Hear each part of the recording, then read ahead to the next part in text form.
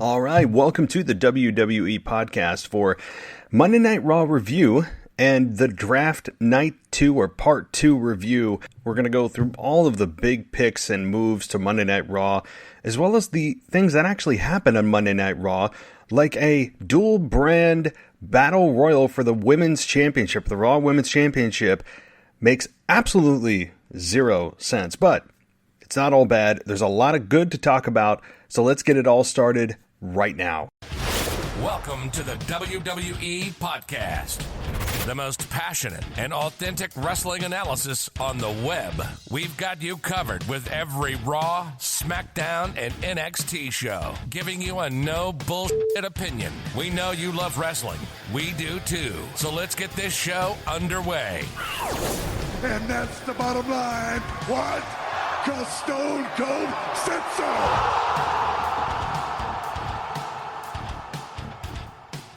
Hey everybody, welcome to the WWE podcast, and boy, there's a ton to cover. My God, when there's a draft, there's so many things that you can dive into. It's really endless.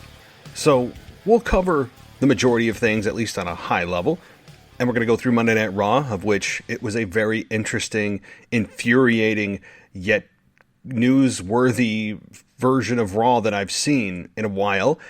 So we're going to get into that. Again, all the big moves, headlined by The Fiend moving to Monday Night Raw. I think that's actually a really good thing for The Fiend, i.e. Bray Wyatt. And, I thought about that. I said, are they going to draft each version of Bray Wyatt? Are they going to have like a throwback to Mick Foley getting 3 entries into the Royal Rumble? I believe it was 1998 when he came in as Cactus Jack. He was Doolove and Mankind. And he kept getting eliminated each time. I believe it was 1998. But they didn't. They just drafted The Fiend. And you would assume that all versions of Bray Wyatt go with that. It's kind of a package deal. And so much to cover. There's so much to cover with that. And we're going to get to it. But first, thank you guys for joining me here on this Raw review. And on this iPhone announcement day. iPhone 12 was announced earlier today. If you care about those kinds of things, as I mentioned. Or maybe you don't. Maybe you have an Android and you despise Apple. Whatever the case may be, it's a newsworthy day in the world of tech as well for the iPhone, iPhone 12 and all the versions of that come out over the next month or so. So we're going to get to Monday Night Raw in a minute. But first, if you guys want to reach out to the show, email us at realwwepodcast@gmail.com or send us a voicemail. Voicemail is always the best way to get in touch with us because it gets your voice on the show. I don't have to worry about paraphrasing you. You know that your message is being delivered. And that number is 518-952-0247. And we've got a few of those voicemails to get to at the top of the show here. And we will do so. But let me just first talk about the draft on a high level conceptually. Now, I will give WWE credit. Here are the positives. Don't worry, there are some negatives for those that love my ranting or my bashing of WWE logic. The good is that we didn't get any wacky presentation. We didn't get any bizarre war room by Fox executives and by USA executives who are going bonkers for every pick that they make. I mean, I remember them going bonkers over like their fifth round draft pick. It was embarrassing. I mean, last year was just I know what they're trying to do, and I know that I'm a big fan of them trying to simulate actual sports, but it didn't work last year. Okay, I appreciate the effort, but it was an embarrassment of having just people in a conference room cheering, of which they have no idea of why they got who they got and why they did and why they even care that they're cheering. It was just terrible.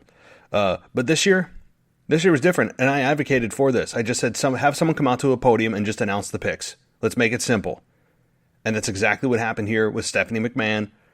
I still am not a fan of her music. Her music is like a Pavlovian response to just a sigh of desperation or just a sigh of depression. It's probably a better word. I hear the Stephanie McMahon music. I'm like, ugh. It just got drilled into me during the Authority era. It seemed like every single Monday Night Raw, Stephanie McMahon and Triple H would come out to Raw, open Raw, welcome us to Monday Night Raw, because we always have to say welcome to Monday Night Raw as if we don't know what channel we're watching or what we're watching. And it just seemed like it went on forever, and it did. So when I hear that music, I still get that feeling. And she has a very annoying voice. I mean, it's just her natural speaking voice. It is what it is. But she has just an annoying, I don't want to listen to you for more than 7 seconds voice. So you pair that with her music, and guess what my brain connects to? Depression and annoyance of the Authority era. So that is what I got. But look, it's good to see Stephanie McMahon back for a very short time, hopefully, and then she can go back to making sure that she distances herself from what WWE actually is, and that's a wrestling company. Okay, that's exactly what they are, and they could say, we're entertainment. No, you perform wrestling, professional wrestling, as a method of entertainment. Don't tell me you're just an entertainment company. That's not a thing. Entertainment in and of itself is not a activity. You have to have a vehicle to entertain people. Okay, and they will far and away say that they are not a wrestling company. So she can go back to doing her Forbes top CFO award winners, win a Nobel Prize, whatever she wants to do to distance herself from exactly what WWE is. That's world wrestling entertainment. So she can go back and hide in her little office and go on her social media and talk about women empowerment and talk about, whatever she wants to talk about, and politics, whatever. Because that's exactly what she's done. She is no longer the Stephanie McMahon of yesteryear. So that's fine, but I enjoyed the format of just having her come out and having her announce the draft picks and not have her, or not have a pomp and circumstance. It was very to the point. There was no explanation as to who or why or how these were picked, and it's fine. I'm fine with it. So we are also getting closer to Hell in a Cell. Hell in a Cell is just under 2 weeks away now, and that means we have a big review show coming for you with the Botch Guy. We'll be teaming up again to check out or to review the pay-per-view. So we'll be collaborating once again for the Hell in a Cell pay-per-view. Again, just 12 days away, whatever it may be. So that'll be a ton of fun. And check out his YouTube channel. Again, I can't speak highly enough of him. He's just hilarious to watch because it's authentic, and that's what's great. It's not like he's putting on an act. He's being himself about wrestling and how much he loves it or how much he hates what's going on or whatever it may be. He just loves the damn product and wants to see it improve, just like we do here. So check him out on YouTube at The Botch Guy. But also, we will be doing a collaborative show. And if you haven't listened to our show previously, I did a review show with him for the draft night 1 for SmackDown that occurred. So, guys, check that out. But all right, let's get to voicemails. And I've got some other things to talk about, including, as I said at the top of the show, with the just preposterous dual brand battle royal for the women that, yes, Lana ended up winning, and I'll get to that. That's not even the issue for me, okay? Like, some people are going up in arms about Lana. Yeah, it makes no sense that Lana, out of all people, considering we all were just wanting her to go away, and after Rusev went to AEW, we thought she would hopefully just disappear off of our screens. No, she's back. And believe it or not, I'm not really ranting about that. I'm not going to be speaking too negatively about Lana winning.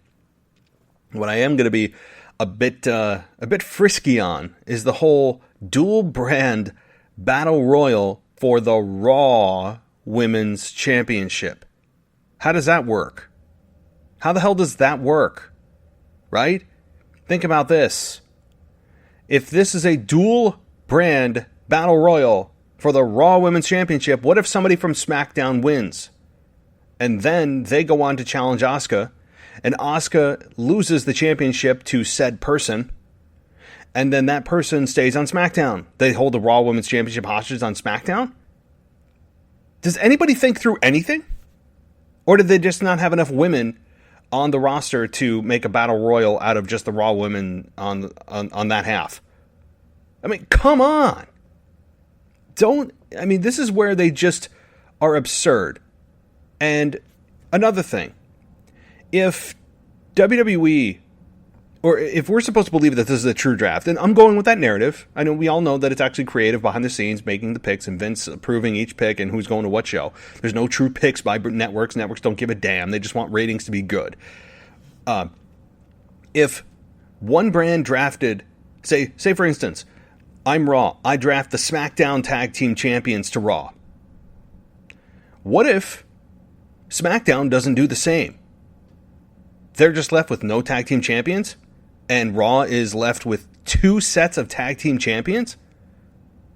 Think about that, because yes, we got Adam Pearce to have the Street Profits and New Day swap championships to their respective brands. Makes total sense. But what if that didn't happen? Was there a failsafe for that? I know I'm going on the what ifs, but it's just preposterous that they even allow champions to be drafted. Makes no sense, because it's you don't want to have a brand capture all the championships. Then what? Especially if they're brand specific, like Raw, SmackDown Tag Team Champion, the SmackDown Tag Team Championships, the Raw Tag Championships, the women also have their own specific championships. To me, here's what I would do. I would keep the brand split and have one team that are the tag team champions that float between Raw and SmackDown, and one women's champion. Think about this. In WWE, you have 3 women's champions. 3. Which makes the championship that each are holding a third less valuable, because there are 2 others out there. And yes, NXT is its own deal, I get it. But if NXT is truly a third brand, like we all have, I think, generally accepted as a third brand, a legitimate third brand, not just the redheaded stepchild of the group, that they have come up and they have grown up and they have stood their ground, built a foundation, and we respect NXT more than I think any of us thought we would, then you should have one women's champion that floats between all 3, not just Raw and SmackDown, but all 3. But NXT was not included in the draft. Interesting. But you know what? I think that WWE just doesn't look past those details. They just go, oh, it's a dual brand. That's the great marketing slogan. It's interesting. Wait, we're going to have people from Raw and SmackDown? But wait, I thought Survivor Series is the only time they go head-to-head. What about this past Monday night? Right? I swear, if they use that slogan, I don't know if they have the balls to do it. With a straight face, anyway. How can they possibly do this with a straight face if they come up with Survivor Series? I can't wait. After Hell in a Cell, Survivor Series used to be my favorite show of the year. One of my favorite shows of the year. It's one of the big 4 pay-per-views. But ever since they started this just false rivalry between Raw and SmackDown, and now NXT as of last year, I have really kind of faded on the whole Survivor Series format because of the forced rivalry that they think is a great way to market the brand. It's a great gimmick to sell to fans. It's terrible, but we'll get to that. I can't wait to tear this pay-per-view apart if indeed they try to sell it like that. And then they tell you it's the only pay-per-view in which they competitors go head-to-head. Oh boy, I can't wait. I'm going to dismantle WWE if they end up trying to pull that over our wool over our eyes again as fans. It is so insulting to fans, and it just shows that either A, they don't care about the logic of their stories and think fans don't care, or they think that they can just pull the wool over our eyes and that wrestling fans are just generally stupid. Both are bad. Both are bad ways to view wrestling fans.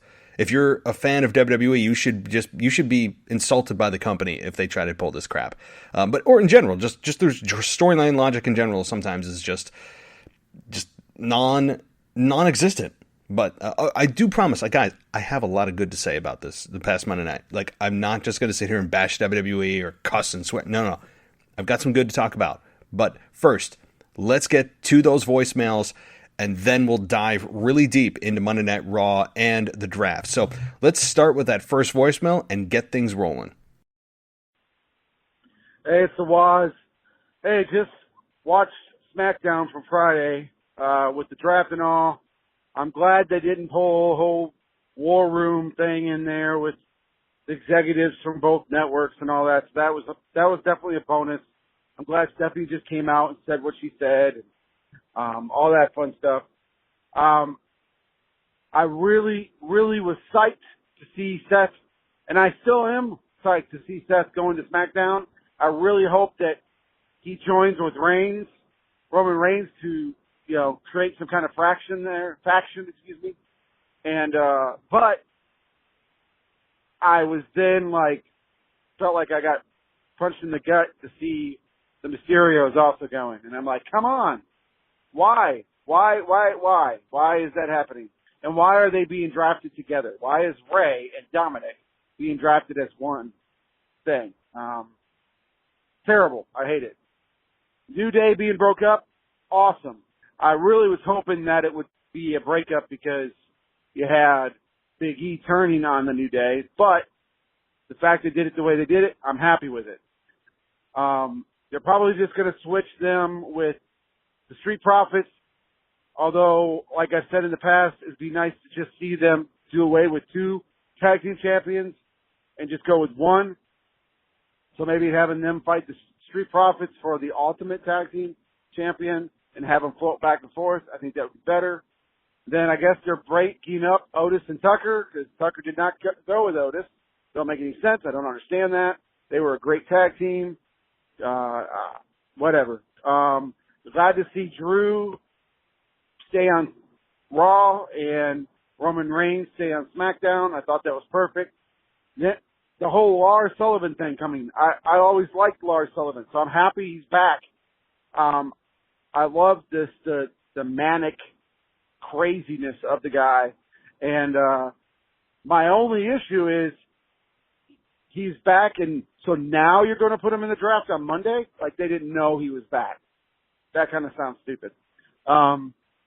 So I love that they're going to end this thing, hopefully, with Sasha and Bayley in the Hell in a Cell. I think that would be perfect spot for them to end this whole thing, although they may continue it on and move it forward. Who knows? So that's all I got for today, guys, and take care.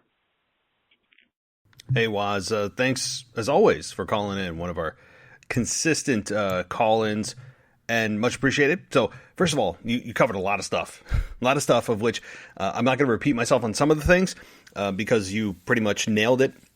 But I will comment on the Rollins and Mysterio. I think we're all just kind of collectively groaning. I think WWE in Stamford, Connecticut, even Vince hiding under his desk with his hands in his ears saying la la la la la, can probably hear a collective groan of wrestling fans going, oh my God, right? That's what we're all saying, and it's dead, it's over. Hopefully they can hear this one loud and clear, and Seth needs to move on. That was the point of him moving to SmackDown, is we were all going, yay, this rivalry is done, it's dead, it's over, and Seth can move on to bigger, better things, maybe align himself with Reigns, maybe not off the bat, but definitely down the line, I'm with you. And then we get Rey and Dominic talking about Seth Rollins' past, not being able to run from it. Oh boy, hopefully they drop it. I mean, it's just please, spare me the pain. New Day breakup was awesome. Yeah, I agree. It was a great message to send to fans that Big E's push is not over, and that Big E's push is just beginning as a singles competitor, because I don't think he ever really got started. He's showed signs of becoming a little more serious. I've been saying for weeks and weeks and weeks that this man needs to have a character evolution. He cannot stay stagnant as the former member of the New Day hanging on to his New Day gimmick. I understand that's what people know. I understand that, and he's not going to, I don't want to expect him to come out and be, a goth type of character and have a dark entrance and he's just this completely new dude. No. I get it. So if there's still a flavor of the New Day that is persistent in Big E, but shows on a weekly basis a evolution of that dissipating from him, that's fine. The stink of the New Day is going to be on him for quite some time, but as long, again, the key with Big E, be very watchful of this, guys. If they continue to keep the New Day gimmick on him and there's just no progression of that type of Big E, the spontaneous, the wacky, the inside joke, the gyrating, the eye movements, all of the very cartoonish things that he does as New Day, which I am not a fan of at all, but just because I'm not a fan of it doesn't mean he wasn't a success and made tons of money. That's beside the point. It's just not my personal taste in what I like in wrestling. But if you do not see a progression of the Big E character to something different, whatever that may be, I would be very concerned about Big E. Because I didn't see a whole lot of that in his first go-around before the New Day returned. So, and I like how they didn't fight to break up. I think they can claim that they're maybe one of the only groups that's successful that did not have a massive blow-up breakup of their own volition. It wasn't their own fault. So, yeah. Lars Sullivan back. He destroyed Jeff Hardy, of which Jeff Hardy's facing him on SmackDown this coming Friday. He destroyed Matt Riddle, and now he is drafted to Raw. So he's on Raw. He attacked Morrison. The Miz escaped, and I don't know. I don't know what to think about Lars Sullivan because he got himself in trouble again talking to some yoga instructor, I guess, on Instagram. Go, Google it. I mean, if you Google it, it's right there. But Lars Sullivan, it was confirmed. It's just, this isn't just somebody making up a message that didn't happen, or messages, this whole string of them. Lars Sullivan was hitting on a married woman. This dude just can't keep himself out of trouble. I mean, he just can't. And, he's not fired. I don't think he should be. But I'd be very concerned if I was WWE to ever put a championship on him at this point, especially one that's a major championship. Very wary. I don't think you'll see a championship on Lars Sullivan for over a year. I mean that. Because especially a major championship. And what I mean by major championship, like I'm talking WWE or Universal Championship. Over a year. Maybe touching the United States Championship because he's on Raw now. Maybe sniffing that, but here's the thing. If I'm WWE, I would say to him, you're not making a good case for us to make you a prominent figure, a prominent mainstay of our brand. You're constantly getting in trouble. He's had issues with anxiety. He's had injury issues. Now he's getting himself in trouble with a married woman. And yeah, it's nothing illegal. It's just immoral. But how many things immoral has Jeff Hardy done, right? And yeah, he's got DUIs and all that, but that they're using that as part of the storyline. But even Matt Riddle admitting on video that he cheated on his wife, right? So there are stars in the company currently that are still being pushed with that in mind. So I don't think Lars Sullivan will be fired. I just would be very wary of him being the face of the company, at least for a year, maybe longer, until he can prove for a long period of time that he can be relied upon and that he is not going to be a troublemaker in the locker room or for PR. So be careful of Lars Sullivan right now. If I was WWE, I would continue to just make him a monster and a freak and all that. And I agree. I like his presence a lot. So we'll have to see. The last thing you talked about, and I'm going to get to the next voicemail here, is Bayley Sasha ends at Hell in a Cell. Yeah, maybe. I don't think so. I think they know they've got a lot of legs in this championship, this rivalry, because this is what we've been building to. This is what we've been building to, is this moment. And weirdly, we got it on SmackDown for the first iteration, which made no sense. But now that these two are going to meet at Hell in a Cell, in Hell in a Cell makes total sense. And typically Hell in a Cell is a ending point for rivalries. It's a finish. It's the finish line for most rivalries. However, since WWE implemented the annual Hell in a Cell pay-per-view into its pay-per-view calendar, it is not a endpoint because it's built into the schedule. So what if you're just starting a rivalry? Are they automatically put in the cell? It makes no sense. But I mean, I've ranted on that many, many times, so I'm not going to go down that road. So I don't know if it's the endpoint because it's just, this is a Hell in a Cell match that's built into the schedule. I mean, we've had Hell in a Cell matches outside of the actual pay-per-view. The last one I can think of is, I know that Undertaker and Shane at WrestleMania 32.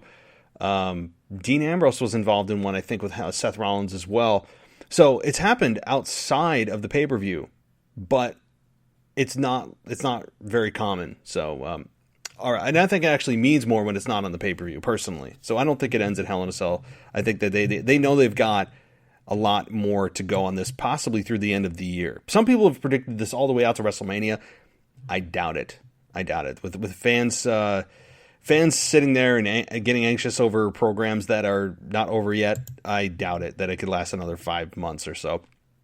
All right, let's get to that next voicemail. Oh, hi Matt. It's Devin from Brisbane, Australia. Thanks again for a great show last week.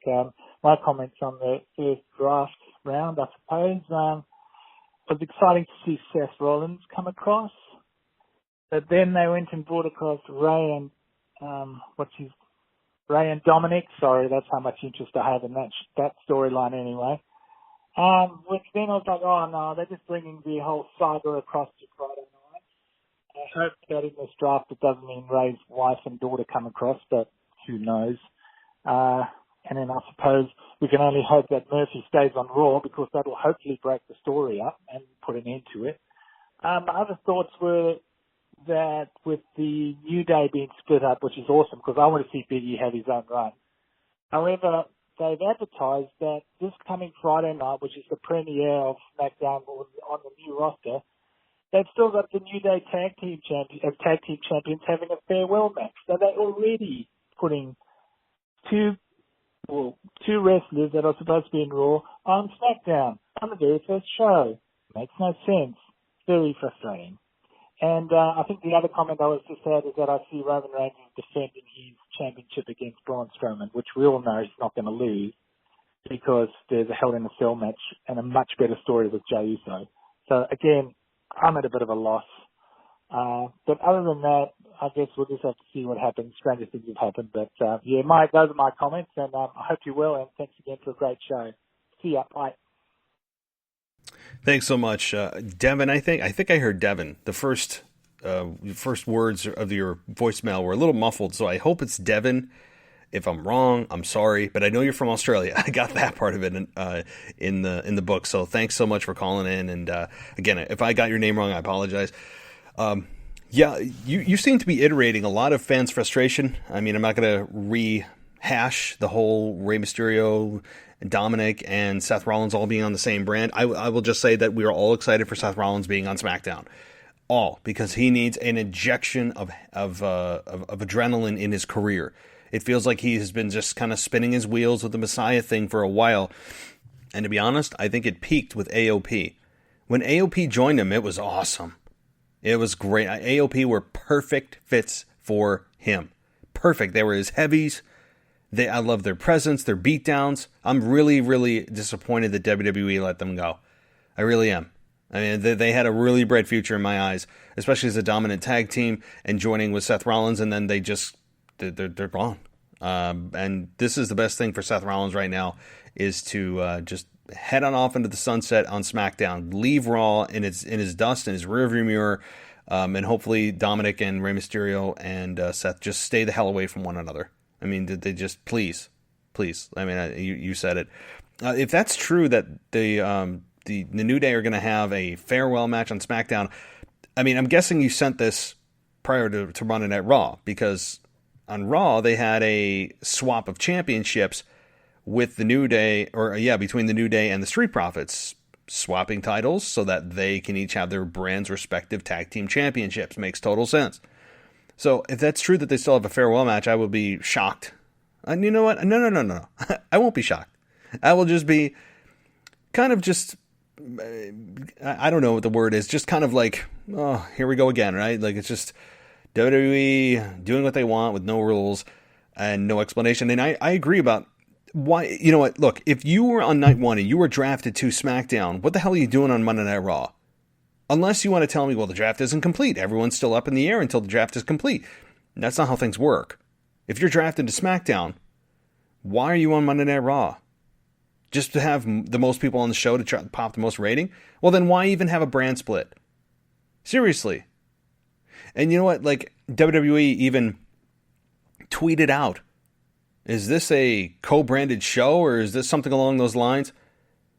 Between, like, I think that was the moment between the Street Profits and the New Day, and I'm like, no, this is not. You're doing a brand split, and then yet you're teasing having a co-opted show?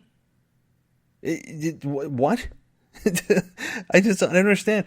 This is not a hard thing to do. Yes, you have a lot of moving pieces. You have a lot of moving pieces. Here's how WWE could have resolved their problems. By simplifying things.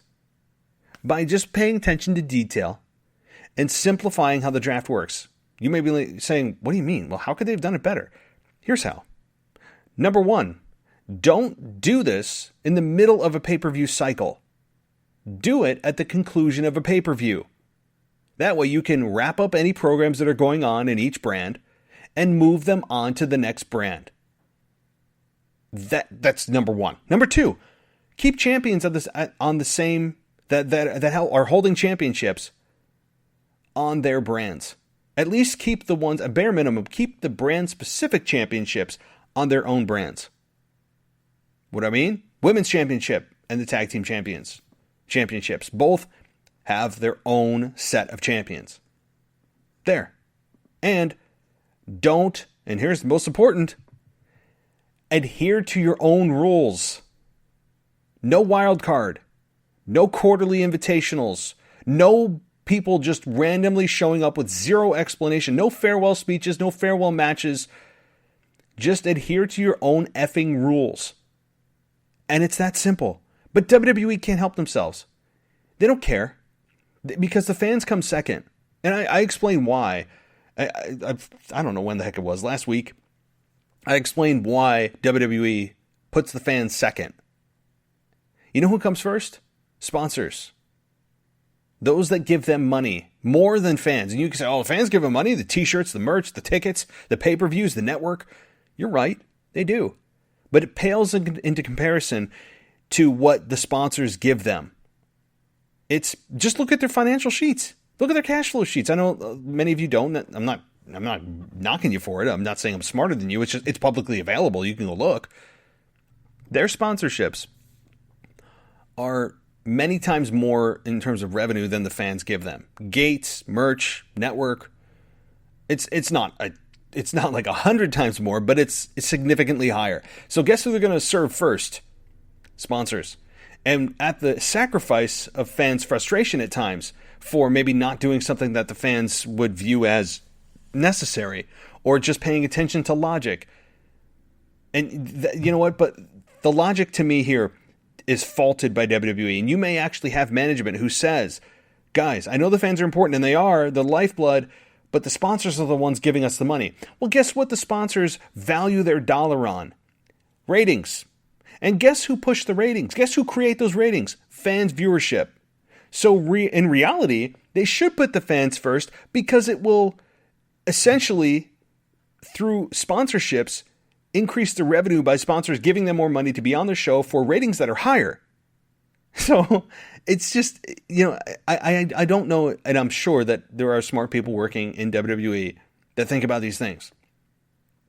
But you can tell that they are trying to serve their master at times of just caring about the sponsors and making money rather than the fans that ultimately do make them the money, even if they're not directly putting their money into the WWE's pockets, in Vince's pockets. They are indirectly contributing to the revenue that they get.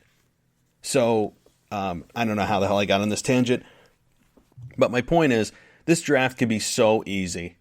It can be so easy by just basic details and logic. That's it. That's it. And they throw both out the window. That's what they do. So, all right, let's get to the next voicemail. Oh, hello, buddy. It's Stuart here calling from London, England. Just first of all, it's the first time I've called in. I've been listening to your podcast only for about 4 weeks, but I've been a wrestling fan since WrestleMania 7. Just stumbled upon your podcast a few weeks ago. Absolutely love it. I feel like you're the American version of me. The inaccuracies that you highlight in the WWE are exactly the same inaccuracies that I highlight. I've got a few things that I wanted to talk to you or just bring up with you today. First of all, I wanted to talk about Natalya. I mean, what's going on with her? I think she's only in the WWE now because she's a Heart member. She waddles around the ring, like a 60-year-old woman. Her moves remind me of my 9-year-old doing a TikTok dance. Don't really quite understand why she's still there. But it kind of brings me on to the next point, really, about Lana.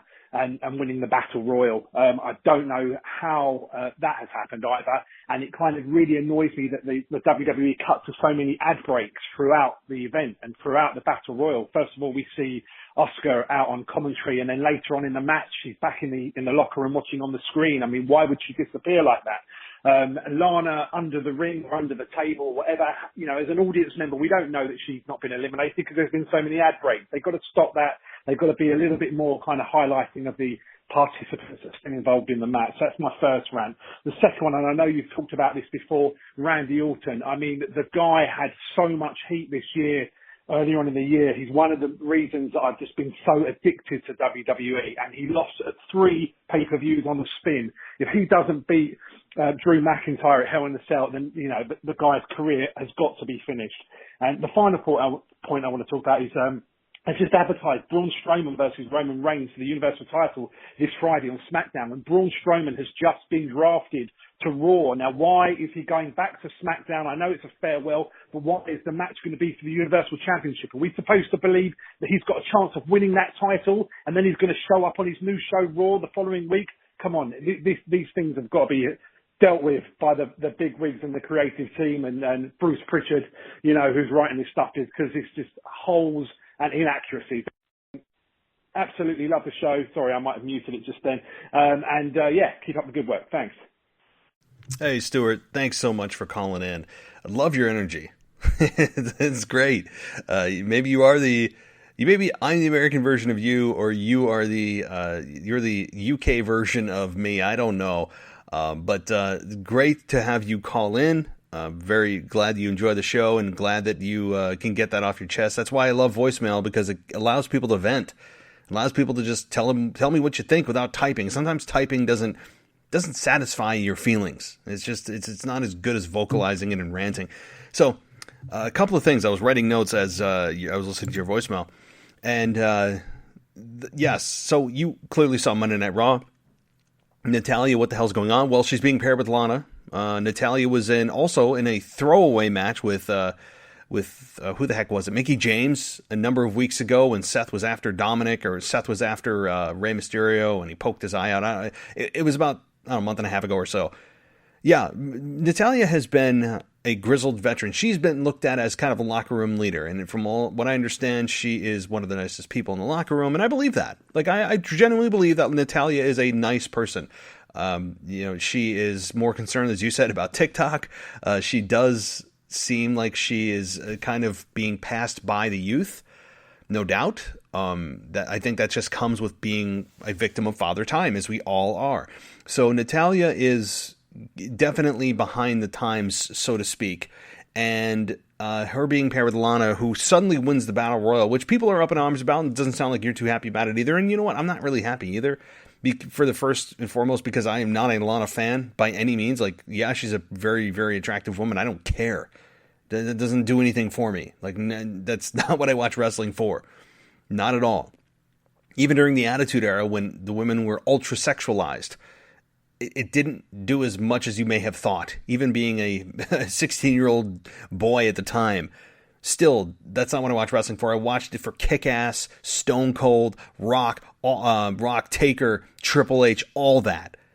So I don't know what they're doing with Lana, who won the Battle Royal, and she is going to face Asuka for the Raw Women's Championship. I mean, LOL. I mean, does anyone truly believe that she has an opportunity, or a chance, rather, to win? Of course not. Of course not. I don't need a shock victory. That would be a terrible decision. Terrible. So I don't see Lana winning. Natalya, though, I was a big fan of her work. She just is kind of that lost piece in the puzzle that occasionally shows up to the main event, cuts a halfway decent promo, gets you to believe it could be her time, and then they pull back and she goes back into obscurity. She's kind of becoming the Tamina number 2 of Raw.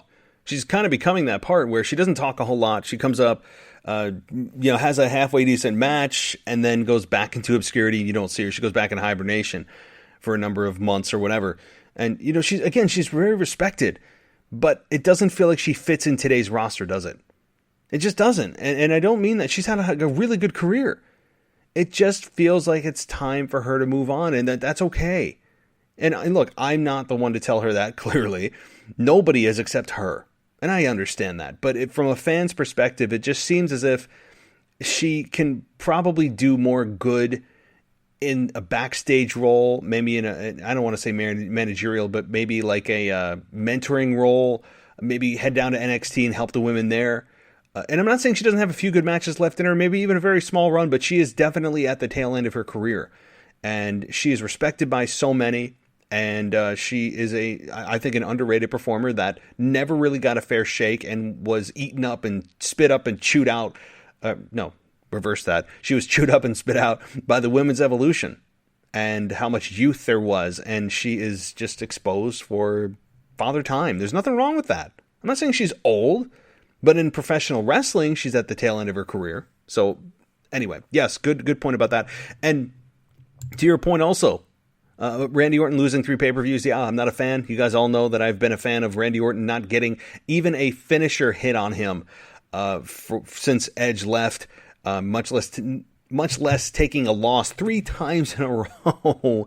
So yeah, Randy Orton desperately needs this win at Hell in a Cell. Desperate. This is do or die for Randy Orton. I'm with you. I don't think his career is over, to your point. I think it's going to be damaged if he loses again. This whole run would have been for, I don't want to say for nothing, because that's a big statement, but it would really take some of the steam off what Randy Orton's been able to do over the last however many months he's been doing this genius work. So he needs this win. Randy Orton can usually take a loss here, but Randy Orton needs this win, and he needs to become champion at Hell in a Cell. I mean, end of story. Braun Strowman versus Roman Reigns on SmackDown as a finale. Okay, so the draft is now over. So I can't even make the excuses, well, the draft is still going on. It's part 1, part 2, so you're technically still in the draft, so I understand why SmackDown people are on Raw. That's not even exist. That doesn't exist. That excuse doesn't exist this coming Friday with Braun Strowman versus Roman Reigns for the Universal Championship. That doesn't even exist. So, number one, how did Braun Strowman earn this opportunity? Does anybody know? I know that maybe they could pull from the fact that Braun Strowman just decided to insert himself into the Goldberg match at WrestleMania, which still has not been explained. No one has even brought it up. I was hoping they would actually kind of talk about that after Roman returned and speared the Fiend and Braun Strowman after SummerSlam. But they never even touched that. They never even, at least I could be wrong, but I don't think we ever got an explanation. They didn't bring that into the story at all. And it's also going to be heel versus heel. So how does that work? How does WWE insert their boos and cheers that they've been loving and just absolutely having a ball with being able to control crowd noise? I mean, they must be in their absolute glory being able to finally put in how they feel everyone should react to what's going on. I mean, they must love this. I can't wait to see when fans are truly back to see what fans actually think about whatever's happening at the time. I miss a real soul, a real collective amount of people with heartbeats and real souls responding to WWE's product. I mean, I miss that. I totally understand the pumping in the crowd noise. Baseball's doing it. NFL's doing it. It's totally fine. But I do miss the real reaction. We all do. I mean, I think that goes without saying. But yeah, I don't understand why Braun Strowman's there. Number one, he's a Raw guy now. The draft is done and over. And number two, how did he earn this championship opportunity? Yeah, crickets. That's what I thought. I mean, it's preposterous. It's preposterous. It's nothing more than being concerned about ratings. As you said, you talk about ads during the Women's Battle Royal that I heard about. And yeah, I understand there are a ton of ads in the Women's Battle Royal. I get it. But doesn't that just speak to what I just talked about with WWE being more concerned about their bottom line than a fan's viewership experience? We are second, folks. We are second. Everyone in the sound of my voice, if you're a fan of WWE, we are second place in their eyes. We are second place because they have a greater master to serve. A master that has more money than we do, even as collective fans. And that is the sponsors, the ads. They drive what WWE does and how they respond because they are the ones bringing in the serious revenue for the company. They are. So, welcome to second place, folks. That's where we land. And I think that's what people need to understand, what WWE and why they do what they do sometimes. Even though why I just explained, about how we are actually number one, even though we're not the direct source of revenue. We affect that direct source of revenue in a big way through our viewership numbers, which drive how much the sponsors and companies are willing to pay WWE for their ad space on the network. So, all right, I think I've beaten that to death.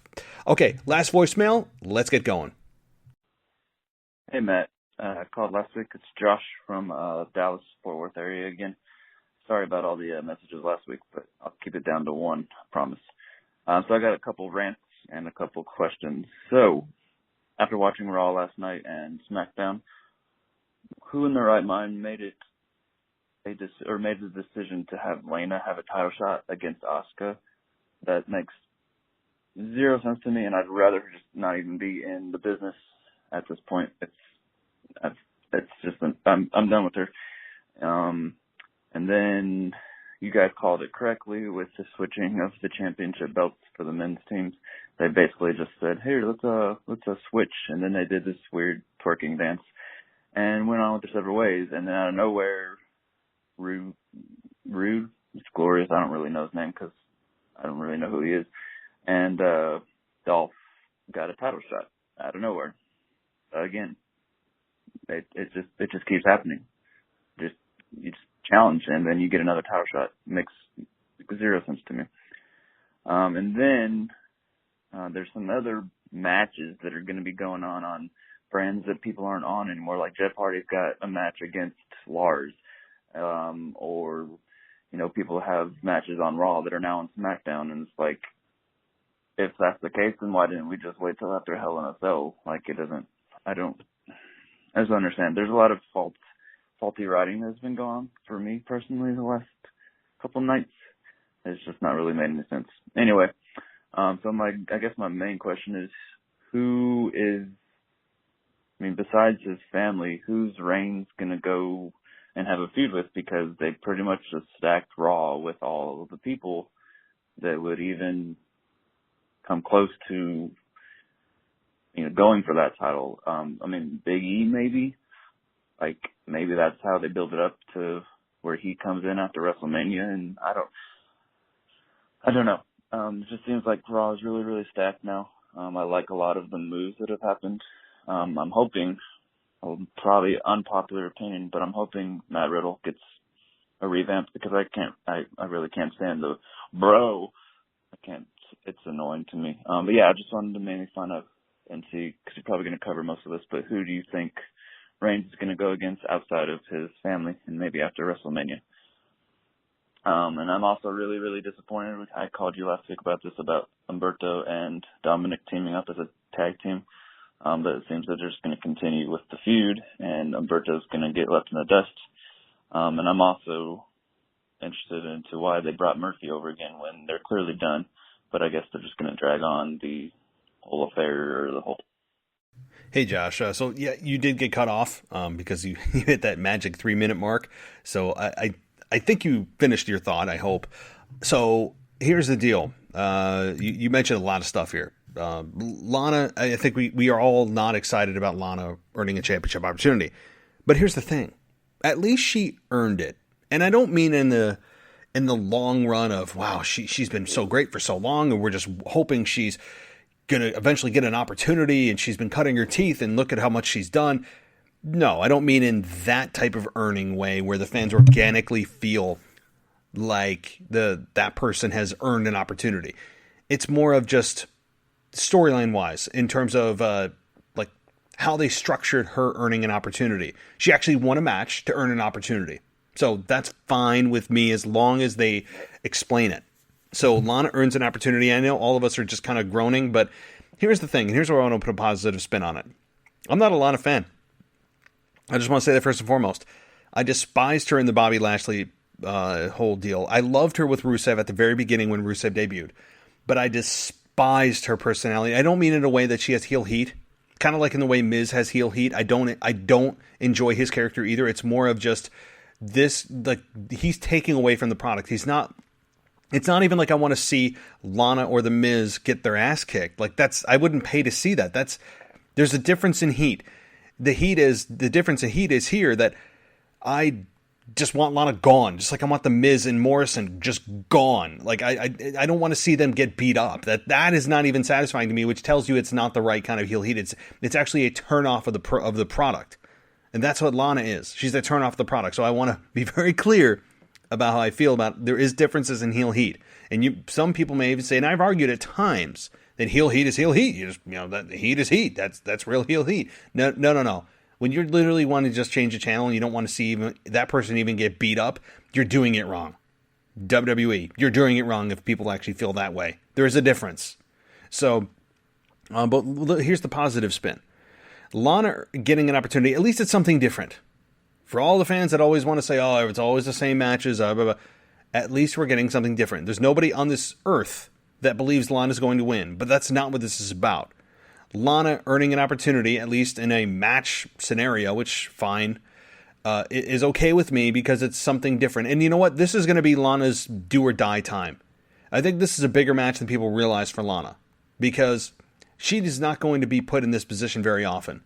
The other women have really kind of passed her by quickly in terms of skill, in terms of personality, in terms of in-ring ability. They seem to have passed her by quickly, and she's doing the best she can. I bet you she's in the Performance Center, which is now the Capitol Wrestling Center, I believe, a lot, and doing her best to work on her promos and all that. I don't even like the way she speaks.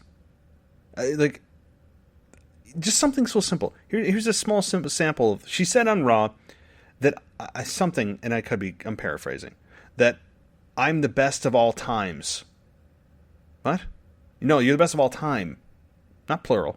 Like, she said times a couple of times. And that is just a little thing, but it speaks to Lana's just annoyances about me. That's not good heel heat.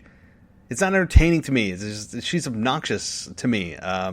So, again, good. It's different. It may be a performance that she outperforms with Asuka. It's on a big stage. It's something new for fans to see. And there's that. So that's number one. Number two, Robert Roode and Dolph Ziggler get an opportunity out of nowhere. Yep. That's what happens. I don't even need to speak. This is a podcast in and of its own right. A topic in and of its own right anyway, about nonsensical championship opportunities for everyone. Seriously. This didn't even faze me. This didn't even cross my mind because I just don't even understand how people earn these opportunities. Right? You get... Again, as I said, Braun Strowman facing Roman Reigns for the Universal Championship on SmackDown this coming Friday night. You have Zelina Vega, who earned an opportunity twice against Asuka for what? Just standing there and saying, I want a chance at your opportunity at your title? Right? I mean, these things happen. Oh, and the grand method of them all, attack a champion to get an opportunity. Period. That's all you have to do. There's no need to go through a tournament. You just attack the person with the belt and you earn an opportunity. Think I'm wrong? Show me somebody. Tell me somebody out there. Was there ever a program started that the champion was attacked, that person who attacked the champion didn't get an opportunity at the belt? Yeah, I can't find one. So this is a larger problem of which I could rant for an entire hour or two on this. Okay, Roman going, who's he going to face? Big E? I think Big E's a candidate. There's no doubt about it. I think Big E certainly is in the conversation, although I will say about Big E, I'd be concerned about pushing him too hard too fast. They might get the Roman Reigns syndrome. I'd be a little bit worried about that. But other than that, I mean, you have Daniel Bryan, who kind of sneakily came into the draft. Same with Charlotte. Charlotte came in the draft. That was the first time they mentioned her name in months. Surprised they did that. But Kevin Owens is also, he was drafted in the second round. They could have Kevin Owens challenge Roman Reigns. Daniel Bryan could challenge Roman Reigns. I think that might probably be it on the on the babyface side of new people that he could face. So I think Kevin Owens is probably in line for a Roman Reigns opportunity. At the opportunity at his belt anyway. So certainly could be a chance. And again, Daniel Bryan I think would be a good candidate now that the roles are correctly cast, with Bryan being a babyface and Roman Reigns being a heel. This could be a lot of fun upon Daniel Bryan's return, and I think it will be. So there's that. All right. Well, thanks so much for calling in, and thank you everybody for calling in. If you'd like to be a part of the show, again, that number 518-952-0247. That is the number for the show. Please call in, leave your messages, leave your rants, keep it PG, keep it under 3 minutes, or it just cuts you off. I mean, just period. If you leave multiple voicemails, I only pick one. I don't think it's fair to give somebody, 6, 9, 12 minutes. Just 3 minutes each is I think, fair. I mean, it's just the way that I'd like to format the show. So, or you can email us your voicemail. People do that all the time, too, at realwwepodcast@gmail.com. So, all right, let's dive into a little bit more Monday Night Raw. And Zelina Vega, I mentioned her quickly about earning an opportunity against Asuka twice for the Raw Women's Championship and not making any sense, even though I love her work. I love everything that she's done. I think she's got a lot of good, bright days ahead of her. This past week, she's on commentary. She goes from basically her first match as a single star, saying she's done with Andrade, done with Angel Garza, earns an opportunity twice against Asuka for the Raw Women's Championship, and then goes back into a commentary spot, and then also feels sympathy for Andrade after his match with Angel Garza, which Angel Garza won. So I was a little bit alarmed about the fact that WWE would place her back with Andrade, if that's what they're hinting at. And I think they are. I hope not. Get Zelina away. Let her breathe in the women's division. Please. I love her as a manager. Yeah, she's really good, but I think, and I mean this as because I want to see the person and the character succeed. I think she deserves it. And I'm really concerned that they might not do it based on what I saw this past week, taking another step back in her career. It's like they start-stop. And that's exactly what they've done here. And again, this is a 1-week deal. Maybe it's a temporary stop.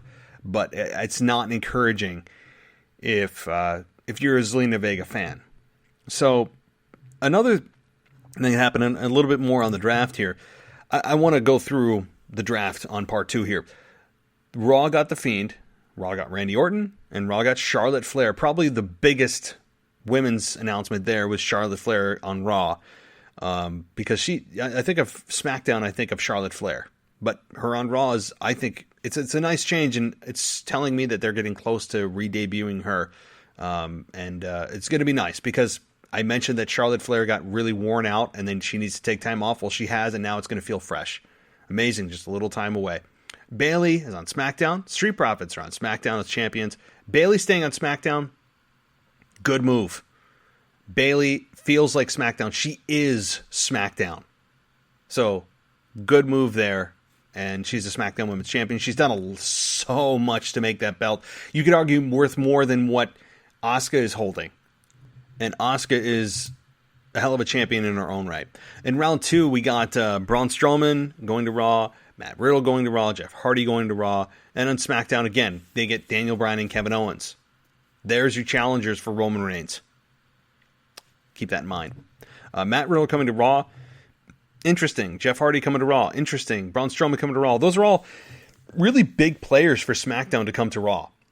Really big. But this is what the draft is all about. Having those people who are just synonymous with their brand go to the other brand, and it makes them feel fresh, even though they haven't changed anything other than the color of the t-shirt that they're wearing, perhaps. So, Retribution was drafted in the 3rd round to come to Raw. I am trying my best not to go on a rant about Retribution. If you guys have heard over the last several weeks, my feelings on Retribution are non-existent. And by the way, and I could be completely wrong, and if I am, call me out, tweet at me, wrestling_audio, by the way, on Twitter. My Twitter is wrestling_audio, or on Instagram at WWE_podcast. Did we ever get the advertised explanation from Mustafa Ali about his Retribution involvement? Did I miss it? Did I skip it? I couldn't find anything about it. So I was a bit annoyed that WWE would not follow through with what they advertised. I believe it was even on their website that Mustafa Ali was going to explain his actions, explain why he's the leader of Retribution, and Retribution just doesn't exist. Maybe they're not done with quarantining. I don't know. Maybe that's the reason. But I was like, come on. right? I was not happy with that, because as down as I am about the logic of this whole storyline with Retribution coming in, destroying crap, getting rewarded with contracts, talking about how they despise people who take WWE's money out of greed, yet their contracts also reward them with money, and WWE's legal team coming in and not doing anything about the fact that they caused a ton of liability for the company, and yet they're rewarded with contracts. Attack the non-performers, the announcers, the production team, and they're still here. And you can draft them. Yet, and they were also explained that they can do anything to anyone at any time. Well, weren't they doing it anyway without contracts? Now they're taking WWE's money, and WWE is just saying, hey, we're not only going to allow you to do anything you want to anyone at any time, including production team, including fans, including destroying property, throwing bricks through glass, overturning cars, throwing Molotov cocktails at generators. We're going to pay you to do it. That's what they said. Isn't that absurd? Is anybody else with me? It's absurd that WWE would do this with no explanation. That's the worst part about it. And that's what really is what tortures me every single time that they do something like this, that just they decide that they don't need an explanation.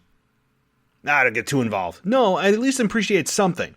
I may tear it apart, but I like that better than nothing. Think about that. That's like me walking into Apple and throwing a brick through those lovely glass slates that they have in front of their store, tearing up all their crap, talking about how greedy everyone is in there, all the employees are greedy, and then Apple comes up to me. The manager comes up and says, "All right, well, here's a contract of employment. You're hired." That's essentially what they've done. How does that work? How does that work? But Retribution gets drafted to Monday Night Raw. Every time I talk about it, it's just the most absurd example I've ever seen. And don't worry, guys, we get the 80s villain names of T-Bar, Mace, Slapjack, and Reckoning. I mean, if that isn't an 80s cheesy villain name, I don't know what is. I mean, it's just ridiculous. But I'm happy for Mustafa Ali. As terrible as this is the most relevant thing he's done in a while. But we didn't get an explanation. They're drafted to Raw, as if that means nothing, because they can do anything to anyone at any time. Lars Sullivan goes to SmackDown. Keith Lee stays on Raw. I like that. King Corbin stays on SmackDown. I mean, fine. King Corbin needs a shot in the arm worse than anybody. You could argue King Corbin needs it more than anybody right now. I mean, he is falling quickly into just obscurity, and just people are bored. They're bored by him. He's a really good promo. And this, I don't know if it's a character. Something needs to change with him. Alexa Bliss goes to Raw to join The Fiend. We got that on Raw, which I'll talk about right now, I guess. The Fiend and Alexa Bliss seem to be a team now. I like that.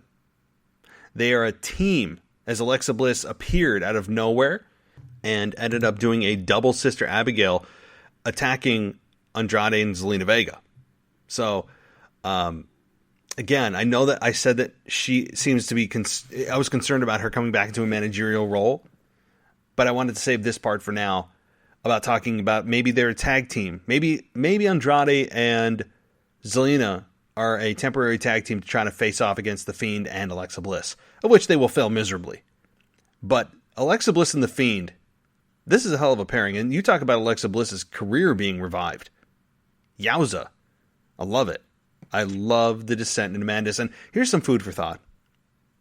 You think Alexa Bliss is playing The Fiend? I don't know. Something to think about. We all believe that she's being mesmerized, and I think she really is. I think that 95% chance that this is legitimate on her character's part.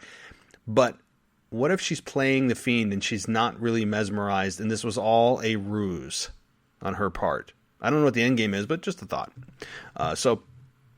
Moving down the list here into the remaining amount of draft picks, Elias returns in the 4th round, but he also returned to attack Jeff Hardy, as he was the one that Elias believes was driving the car in the summertime when that whole staged incident from Sheamus where Jeff apparently was driving the car and smelled the booze. Remember that whole thing in the Performance Center? So Elias returns as a heel and attacks Jeff Hardy. Sami Zayn goes to SmackDown, or stays on SmackDown, but Elias goes to Raw. Lacey Evans goes to Raw. Sheamus goes to Raw. Cesaro and Shinsuke stay on SmackDown. So Sami Zayn, Cesaro, and Shinsuke Nakamura all stay on SmackDown. Now that Cesaro and Shinsuke are no longer champions, could they all get the band back together, please? I loved that group. Maybe they can. I hope they do. Nikki Cross goes to Raw, R-Truth goes to Raw, and Dabba-Kato goes to Raw. Whatever. I don't mean to make him, but I'm not excited by R-Truth in the 24/7 championship anymore. I haven't been for many months. He's a 42-time champion. I don't care. Dabba-Kato was good at Raw Underground. Raw Underground seems to have gone just that and done that. It's underground. It's so far underground that we can't get cameras down there, and hopefully we can't. I mean, it's done. It's over, hopefully, and I don't miss it at all. Nikki Cross is fine. I mean, she certainly overachieved with Alexa Bliss. Ziggler and Rude go to SmackDown. Apollo Crews goes to SmackDown. That's really good for Apollo Crews, I think. I really, really believe that. And Ziggler and Rude. That is the smart move. Titus O'Neil, Peyton Royce, and Akira Tozawa all go to Raw. Carmella and Aleister Black go to SmackDown. Now, the match that Aleister Black and Kevin Owens had on Raw, I love that. That was physical as hell. That was really physical. I think it was good for Kevin Owens to finally vanquish Aleister Black and move on. It tells me that when he goes to SmackDown that things are going to get pretty hot and heavy for him after Roman Reigns is done with Jey Uso.